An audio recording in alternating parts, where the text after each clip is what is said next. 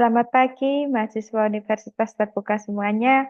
Kita bertemu lagi pada mata kuliah Metode Pengembangan Kognitif PAUD 4101. Pada sesi yang kelima ini, kita akan belajar tentang media dan sumber belajar dalam pengembangan kognitif anak usia dini.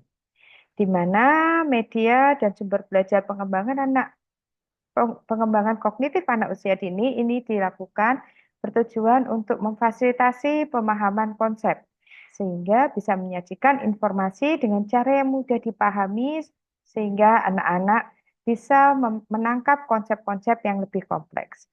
Kemudian dengan media dan sumber belajar pengembangan kognitif, maka bisa meningkatkan keterlibatan dari siswa didik, kemudian mengembangkan keterampilan berpikir dari anak-anak, memperkuat daya ingat, dan juga mengakomodasi gaya belajar yang berbeda-beda. Misalnya mengkombinasikan antara visual, auditori, dan juga kinestetik. Sehingga setiap siswa nantinya dia mendapatkan kesempatan dalam belajar yang optimal.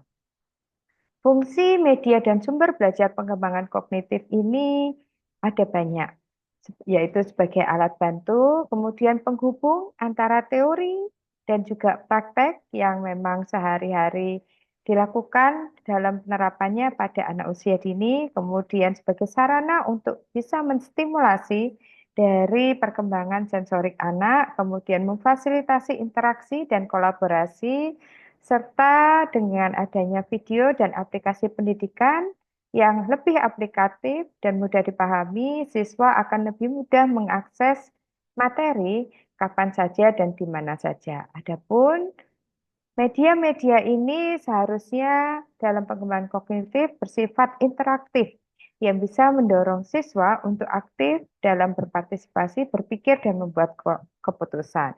Kemudian media juga bersifat kontekstual, di mana materi yang disajikan dalam media harus relevan dalam kehidupan siswa atau materi yang sedang dipelajari. Kemudian bervariasi dan multisensori, adaptif, di mana mampu disesuaikan dengan tingkat pemahaman dan juga perkembangan siswa anak usia dini.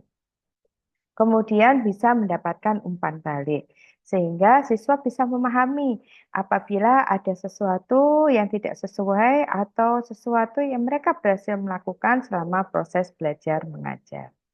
Dalam membuat media dan sumber belajar pengembangan kognitif ini harus ada relevansi dengan tujuan pembelajaran.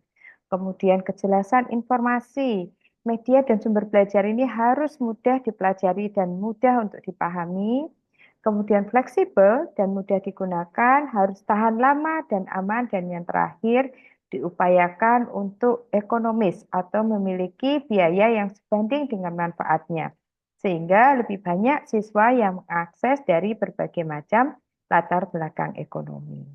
Teman-teman, pada sesi yang kelima ini ada tugas diskusi 5 yang harus teman-teman kerjakan dan juga tugas tutorial online yang kedua yang harus dikerjakan secara individu. Mohon teman-teman bisa mengerjakan dan mensubmit sebelum batas waktu yang ditentukan. Apabila teman-teman ada pertanyaan lebih lanjut, bisa menghubungi saya melalui email atau bisa mengirimkan pesan di dalam e-learning. Terima kasih teman-teman semuanya, tetap sehat selalu, semangat, dan selamat pagi semuanya.